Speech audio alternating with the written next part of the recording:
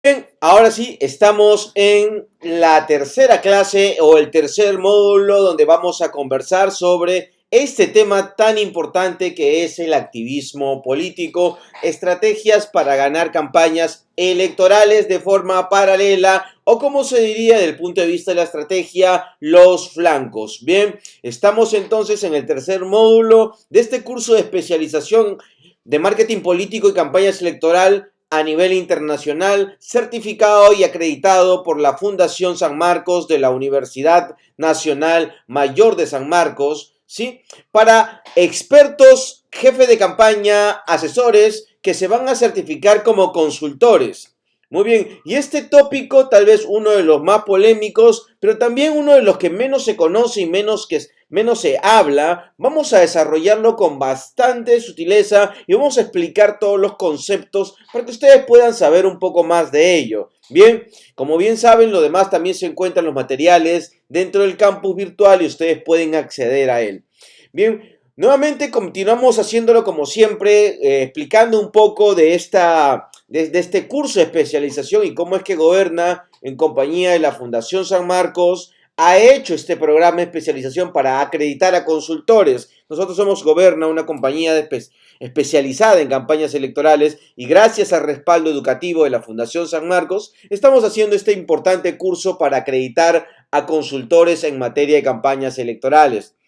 Entonces vamos allá a nuestro tema, sin mucho preámbulo, vamos a hablar del activismo político y vamos a conversar sobre algunos mitos que existen, ¿no? En realidad se suele subestimar bastante al activismo político y se desconoce el verdadero poder y la verdadera fuerza que tiene este tipo de estrategia y el día de hoy vamos a demostrar que el activismo es una estrategia completamente eficiente y muy pero muy potente para contribuir no solamente con la campaña, sino con otros objetivos de pronto más pero más intensos y más fuertes.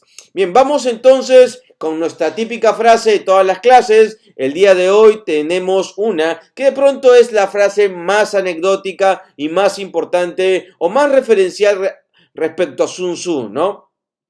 Él decía de esta forma: todo el arte de la guerra se basa en el engaño. El supremo arte de la guerra es someter al enemigo sin luchar. Vamos a tomar esta máxima porque en realidad el activismo es una metodología completamente soterrada, indirecta, que da hasta una frescura o una especie de idea o creencia que estamos enfrentándonos pues a un conjunto de muchachos que luchan por sus sueños y por sus ideales. Nada que ver con la realidad. El activismo es una estrategia completamente eficaz, perversa, fría y muy bien elaborada, que tiene un método que vamos a explicar el día de hoy. Y vamos a decirles además que ustedes lo van a aprender a desarrollar. Van a aprender a cómo desarrollar métodos de activismo político y a aquellos que quieran profundizar, le vamos a dejar también los materiales para que lean, porque te estoy trayendo la crema de los materiales en materia de activismo político. Continuamos entonces.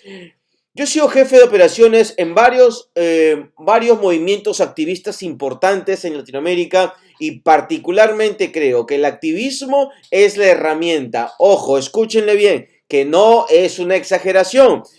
El activismo es la herramienta más poderosa. Es el mecanismo de luchar cuando la política está deslegitimada. Como hoy en día, la política está deslegitimada. Por eso es que aquellos candidatos que de pronto están un poco más en el centro llegan hacia el segmento de los votos flotantes. Recuerdan la clase de fundamentos de la estrategia política donde hemos explicado que el MOB, el partido de orientación hacia el mercado, llega hacia los segmentos de votos más amplios, que son pues los votos flotantes, ¿no? Entonces, pero el activismo llega con una metodología propia, ¿no? Aunque los partidos políticos, digo yo y aconsejo siempre a todos los partidos, a los jefes de campaña de diversos países, siempre aconsejamos nosotros, ¿no?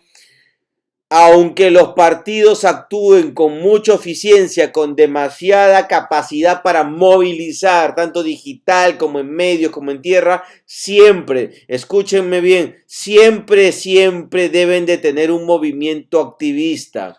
Esto de aquí tenemos que tenerlo claro. El movimiento activista es una estrategia paralela y de vanguardia cultural para un partido político, ¿ya? Y es más, yo hago una explicación, ¿no? En el que digo que el activismo incluso es uno de los 4 procedimientos para la conquista del poder. Ojo, porque para la conquista del poder existen 4 procedimientos. Ya te lo he explicado antes en una gráfica, pero te lo vuelvo a recalcar porque vamos a tocar uno de estos procedimientos. Hay un procedimiento para llegar al poder que es a través de la violencia militar, ¿no? De la rebelión armada. Hay otra forma de llegar al poder a través de la violencia psicológica, guerra psicológica. Hay otra forma de llegar al poder a través necesariamente de una forma directa, electoral, que son los partidos políticos. Y el cuarto procedimiento para la conquista del poder es pues el activismo político, ¿no? En las láminas que vamos a ver a continuación te voy a explicar por qué el activismo también es una forma de construir poder. Esto es muy interesante porque el activismo, al ser un tipo de poder no violento y de forma indirecta, se convierte en la herramienta más sutil, porque recuerdan la frase de Goebbels sobre la propaganda, ¿lo recuerdas o no? Que cuando es más sutil es más efectivo y cuando es menos sutil es menos efectivo, ¿no? Entonces decimos que el activismo político se convierte en una herramienta poderosa porque justamente es sutil, pero aplica o postula para la conquista total del poder. Y tengo los casos y la metodología que te los voy a explicar el día de hoy, ¿ya? La aplicación de las políticas y la lucha dentro del terreno de la conquista de la mente de la población, ¿ya? Para generar cambios significativos y control mental. En resumen, el método experimental adoptado de la guerra política y guerra psicológica en ejecución blanda, es decir, sutil, no dura, porque habíamos explicado de los métodos duros, ¿ya? Entonces, acá vamos a explicar cómo es que se ha utilizado para derrocar supuestas dictaduras, aunque en realidad, al ser una herramienta, puedes utilizarlo para derrocar a cualquier forma de gobierno. Lo que importa, o lo más importante en todo caso, es que tú aprendas a cómo manejar esta herramienta. Muy bien, vamos a continuar entonces con la siguiente lámina y de pronto vamos a hacer lo que siempre hacemos, ir un poco a la historia, ¿no?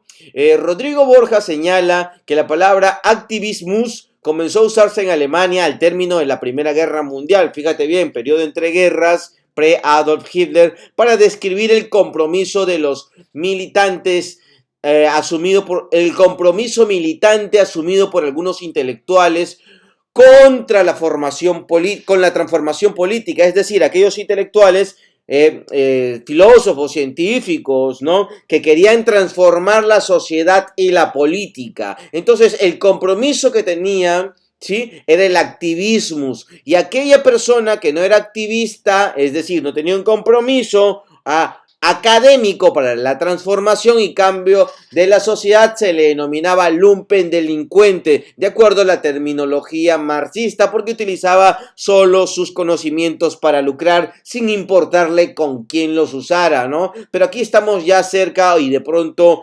a una interpretación gramsciana, marxista gramsciana, porque fíjate bien, lo que vamos a tomar a continuación es esta lectura cultural del marxismo, ¿ya? No es la lectura economicista, no es la lectura materialista histórica, ¿ya? Es la lectura cultural.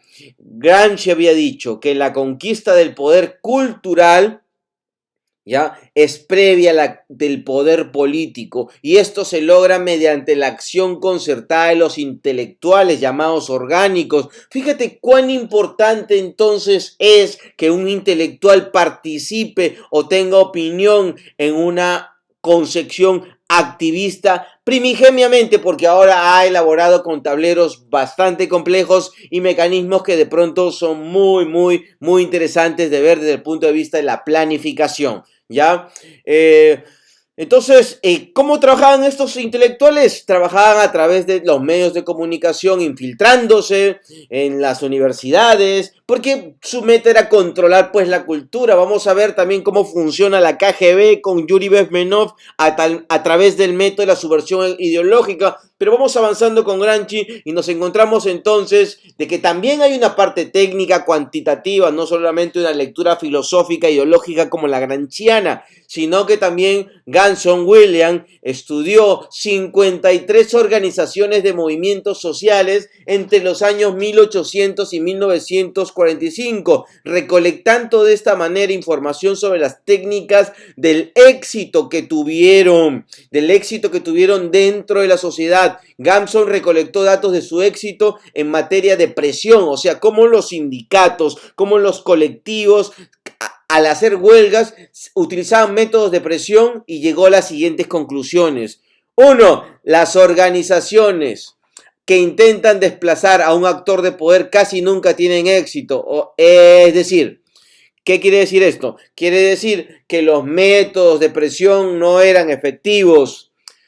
La violencia de un movimiento es síntoma de éxito, no una causa. ¿Qué quiere decir? Que la violencia de un movimiento es cuando hay más violencia, quiere decir que hay un síntoma de que está teniendo éxito, porque la violencia es el desencadenamiento de ya un movimiento exitoso que, como no pueden vencerlos del plano cultural o de las movilizaciones o la presión, intentan vencerlo desde la perspectiva de la coerción, la coacción, las amenazas y el golpe, ¿no? Mientras tenga mayor organización y sea más burocrática, tiene más probabilidad de tener éxito en una organización. Por lo tanto, a más jerarquía, más orden, más disciplina en un movimiento, tiene mayor probabilidad de ser éxito, pero también tiene más probabilidades de ser cooptados por la élite gobernante. ¿Qué significa esto? Y esto es vital de que lo entiendas, que sí, si bien es cierto, te da mucha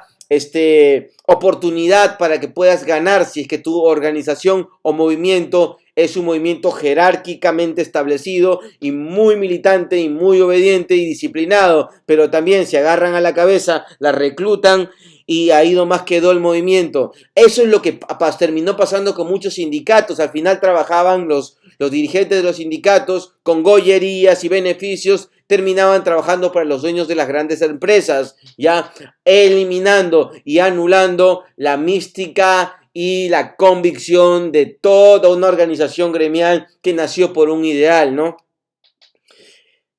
Por último, las organizaciones que emergen en tiempos de calma tienen mayores éxitos durante las épocas de turbulencia. Es decir, si naces en calma, en la época de turbulencia te vuelves famoso y exitoso, pero si naces en épocas de turbulencia no tienes mucha probabilidad de crecer. Es una época de turbulencia, se convierte en una oportunidad. Entonces, luego de este análisis exhaustivo, podemos clasificar a los movimientos sociales como activistas políticos de dos etapas, que lo vamos a ver más adelante. Pero ahora vamos a definir y diferenciar. Ya vamos a definir y diferenciar cómo es que existe en realidad el hard power y el soft power, y en base a este criterio vamos a hablar o conversar cómo es que el método más sutil en materia de poder es el soft power y cómo es que en esta esfera se encuentra pues el activismo político. Aquí tienes pues ausencia de poder duro y el poder blando. El poder blando siempre es visionario, aspiracional, ¿no? Es pasional, ¿no? Tiene influencia, es persuasivo, ¿no? Empodera. Entonces es el más efectivo de los poderes. Ojo con ese dato. Es el más efectivo de los poderes, ¿ya? Pero después el poder duro, ¿cuál es? Bueno, el uso de las medidas de represión económicas, las medidas de corte militar y las medidas de represión policial. De eso hablamos entonces cuando hablamos de poder duro, ¿no? Y la ausencia de poder es lo menos efectivo que existe, y entonces nosotros decimos de que el poder blando es aquel que puede convencer, persuadir, manipular y comprometer culturalmente a espacios. Es un mecanismo de influencia indirecta. No aspira a la conquista del poder, aparentemente no quiere poder, no quiere participar en elecciones, solo quiere justicia, pero esto es solamente parte de su discurso.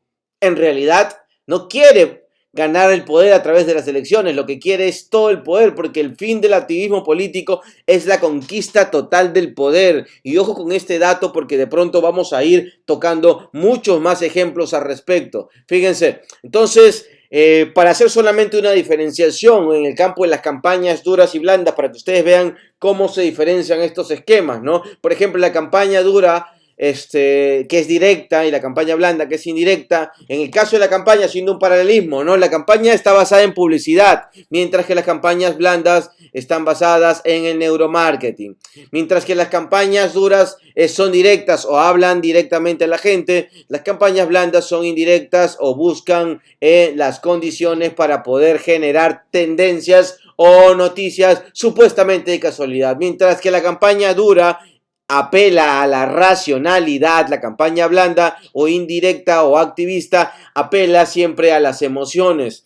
No tiene otro sentido, por eso es que se cree que los activistas son pues idealistas, son personas que luchan por sus ideas y que muchas veces no tienen ni oficio, ni beneficio, ni nada, siempre se sienten como unos idiotas que están siendo manipulados porque en realidad son desconocedores de qué hay detrás, ¿no?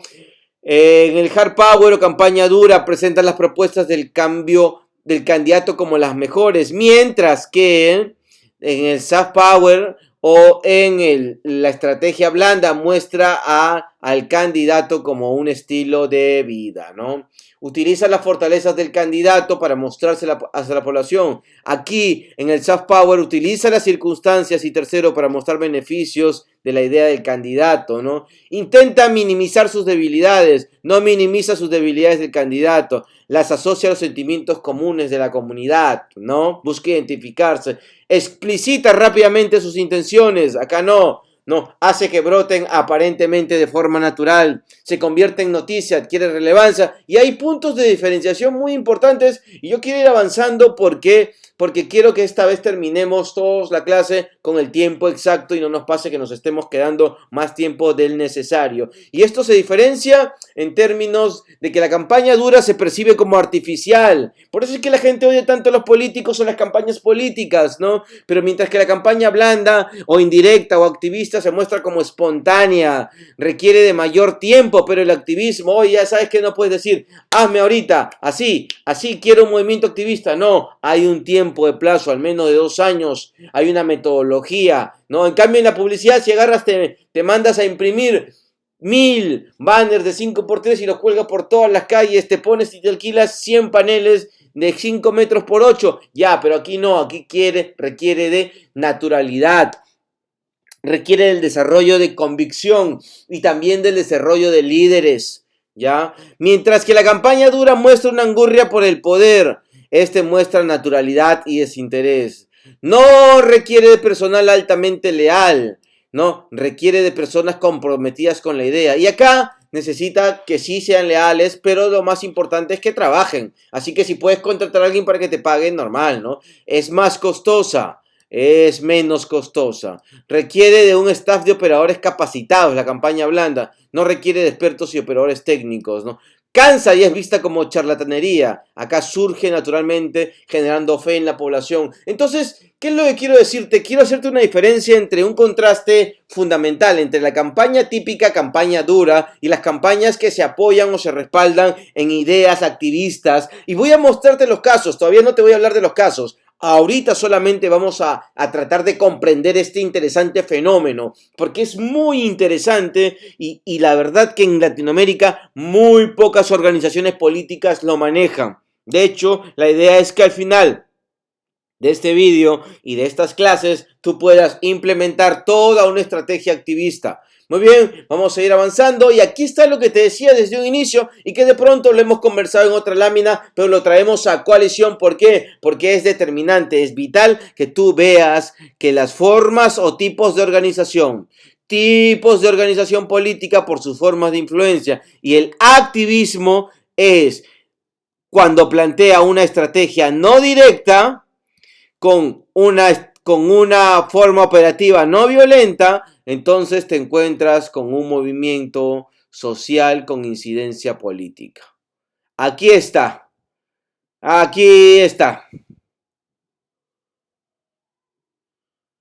Ahí está, ese es, ¿no? ¿Y qué hace un movimiento activista de este tipo? Porque mira, el que es no violento y directo es el partido. Ya hemos hablado de los otros, no hay necesidad de tocarlos. Pero, ¿qué hace el movimiento activista? Uno, abre camino para elección electoral. Oye, mira, oye, a ver, explícame un poco bien y asócialo ya. ¿Recuerdas cuando hemos hablado en el tema de metodología de tiempos electorales y te expliqué sobre la campaña silenciosa? Ya pues, la estrategia activista está muy ligada, aunque no es lo mismo, pero está muy ligada o se basa en ese tipo de criterios en los cuales hablamos necesariamente de métodos indirectos, sutiles, para poder conquistar y llegar al poder, ¿no? El siguiente, todo partido político estratégico debe tener un movimiento activista. Yo siempre lo recomiendo.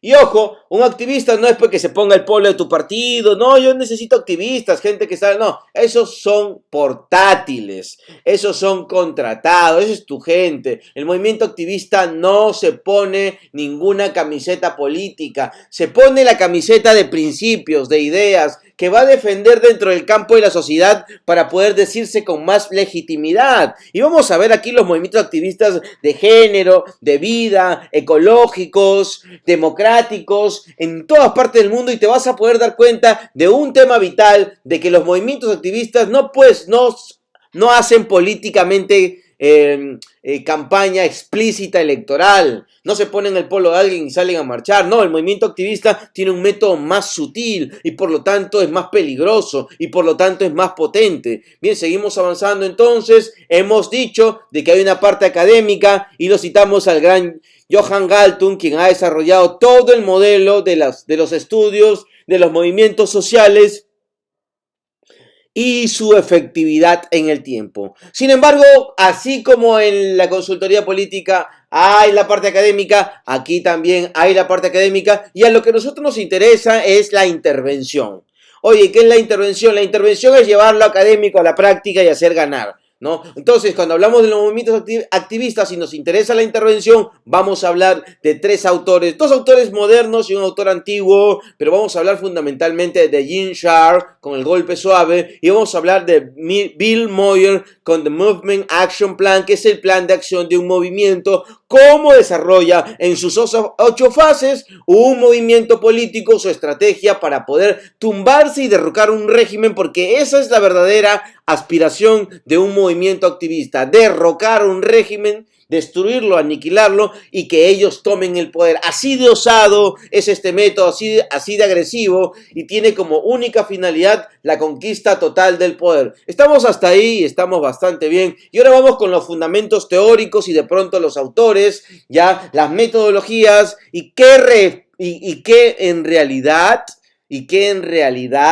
termina siendo lo que da vida a las operaciones. Ojo, te presento a Gene Sharp.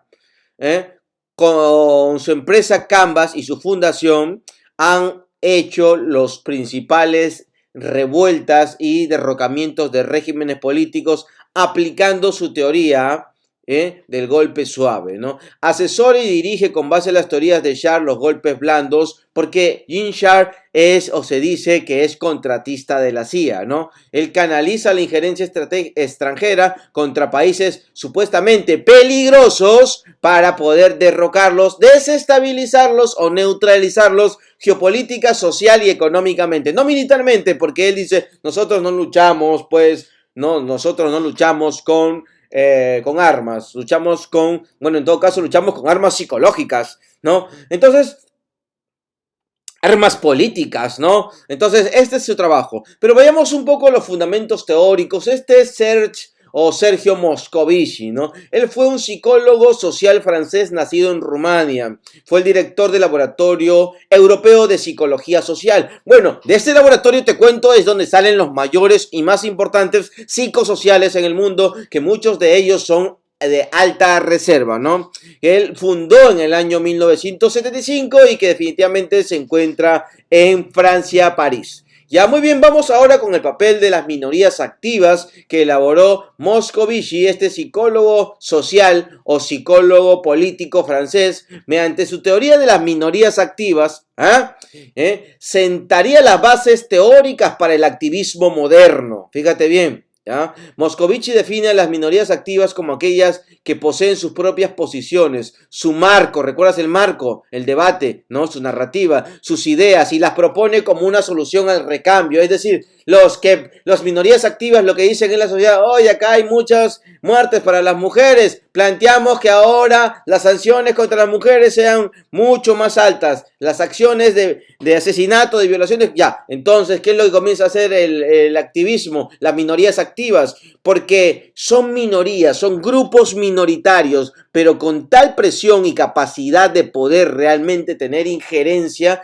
que llama mucho la atención y termina generando definitivamente un cambio significativo. Muy bien, vamos entonces ahora a ver cuáles son las características de un movimiento social. Y en primer lugar, un movimiento social tiene una clara identidad psicopolítica. Te había hablado y te dejé el documento del gobierno invisible, cómo es que es importante hacer de los individuos, para que no piensen, volverlos masas colectivas. Ya, este tiene una identidad colectiva donde hace que las personas que son masa se colectivicen. Tiene un modelo social, es decir, tiene un modelo ideal que va a plantear a la sociedad para que te diga, oye, no, o sea, ¿por qué tenemos que tener un mundo en el que se consume demasiada energía? Mejor tengamos un mundo en el que no hay energía, ¿no? Seamos veganos todos, ¿no? O tengamos energías limpias, ¿no? Entonces comienzan a plantear su modelo social porque lo tienen bien pensado y siempre, y por eso te vas a dar cuenta que todo movimiento activista siempre trabaja una campaña de miedo. Los movimientos activistas siempre trabajan la campaña del miedo, siempre tienen un adversario, amigo. Te vas a dar cuenta de cualquier movimiento activista tiene un adversario y todos los que he traído te los voy a presentar aquí para que los analicemos juntos y después tú te des cuenta de lo importante que es desarrollar una estrategia activista. Bien, entonces, esto es un movimiento, ¿no? Y para reorganizar este cambio de sociedad, porque ellos tienen una idea utópica de la sociedad, que su ideal es el idealismo. Alberto Melucci señala, esto es un sociólogo italiano, define a los movimientos sociales como aquella acción colectiva que rompe con los límites de compatibilidad del sistema. Ojo, y obliga a una reorganización del poder. Mira, nos estamos dando cuenta de algo asombroso, porque el movimiento activista no solamente plantea propuestas, sino plantea y obliga a una reorganización del poder. Oye, esto está dicho de una forma sutil, en realidad debemos decirlo que busca derrocar el poder. Es el verdadero término. Melucci ha hecho ese análisis y bueno, lo que plantea son cambios pues adaptativos, ¿no? Para Eduardo Jorge Arnolet se llama activista quien promueve actos colectivos que implican cuestionamientos al gobierno, al régimen, pero además al sistema. Una feminista no quiere sacar un presidente. Una feminista quiere que el sistema cambie completamente, que el régimen cambie, que el modelo cambie, que puedan incluir, incluso llegar a crear condiciones de cambio disruptivo. Disruptivo es una forma sutil de hablar violento o revolucionario, ¿no? O al menos, en el peor de los casos, cambios adaptativos profundos, como pueden ser cambios de las leyes a nivel constitucional.